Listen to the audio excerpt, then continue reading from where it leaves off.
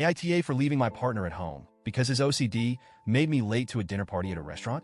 I, 29F, have been with my partner, 33M, for 4 years. We've had a good relationship overall. He's kind, caring, and honestly one of the most thoughtful people I know. But over the past year, his OCD has gotten significantly worse, and it's starting to dominate our lives in ways I don't think he fully realizes. I want to start by saying, I know OCD is a serious mental health condition. I know it's not something he can just snap out of or fix overnight. I've tried to educate myself about it, and I've done my best to be supportive, patient, and understanding. But there comes a point where the impact on our day-to-day lives becomes unbearable, and I'm honestly at my breaking point.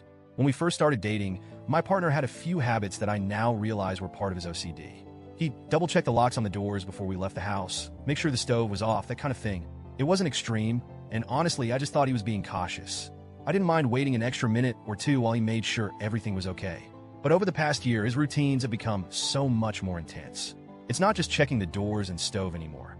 It's repeating certain phrases under his breath, checking every window in the house multiple times, and doing these internal mental checks that can take upwards of 30 minutes. It's no longer just a small quirk. It's something that has started to consume large chunks of our time together. The worst part is that he refuses to get professional help.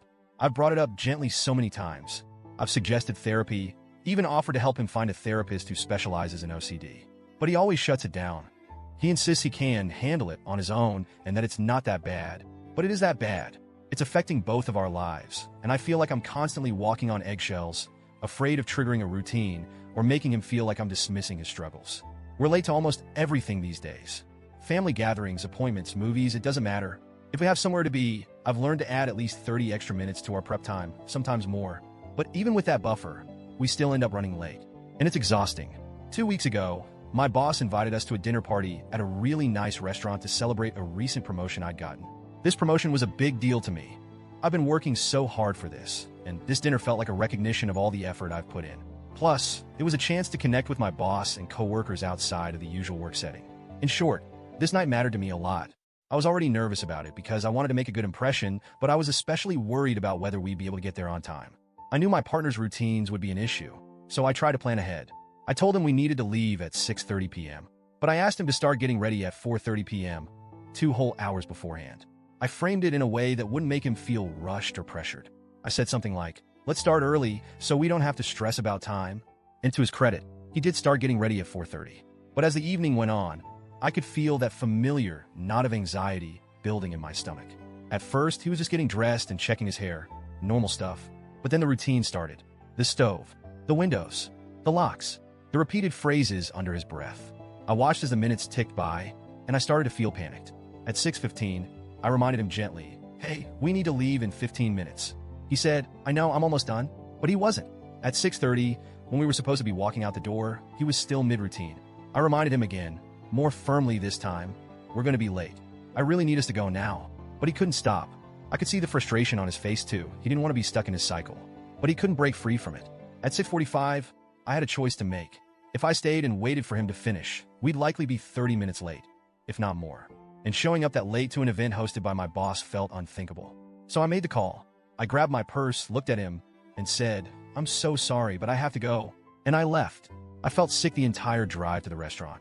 I kept replaying the moment in my head, wondering if I should have stayed, if I should have tried harder to calm him down or help him through his routine. But I also felt relief that I was going to make it to this important dinner on time. I ended up being 5 minutes late, which wasn't a big deal in the grand scheme of things. My coworkers were friendly and understanding, and I blamed traffic for the delay. The dinner went well, and for a few hours, I managed to push my guilt aside and just enjoy myself. But when I got home later that night, the tension was palpable. My partner was furious. He said I'd abandoned him, that I wasn't being supportive, that I should have waited for him no matter what. I tried to explain my side, that this dinner was incredibly important for my career, that I'd asked him to start getting ready 2 hours early, that I'd waited as long as I could. But he wasn't hearing it. He said that I made him feel like he was a burden, like his OCD was an inconvenience to me. And honestly, it is an inconvenience. But it's also so much more than that. It's heartbreaking, because I can see how much he struggles with it, how much he wishes he could just stop. But he can't, and it's eating away at both of us. It's been 2 weeks, and things are still tense between us. He's been distant and cold. We're barely speaking, and when we do, it's clipped and awkward. I feel guilty, but I also feel angry. I feel like I've done everything I can to be supportive, but his refusal to get help is making it impossible for us to move forward. I don't know what to do. I love him, but I also feel like I'm drowning. I can't keep living like this. Constantly late, constantly anxious, constantly worried about how his routines are going to affect our plans. But I also can't imagine walking away from him, knowing how much he's struggling. So, Ida, was I wrong for leaving him at home that night? Should I have stayed, even if it meant risking my reputation at work? Or was I justified in prioritizing something that was so important to me?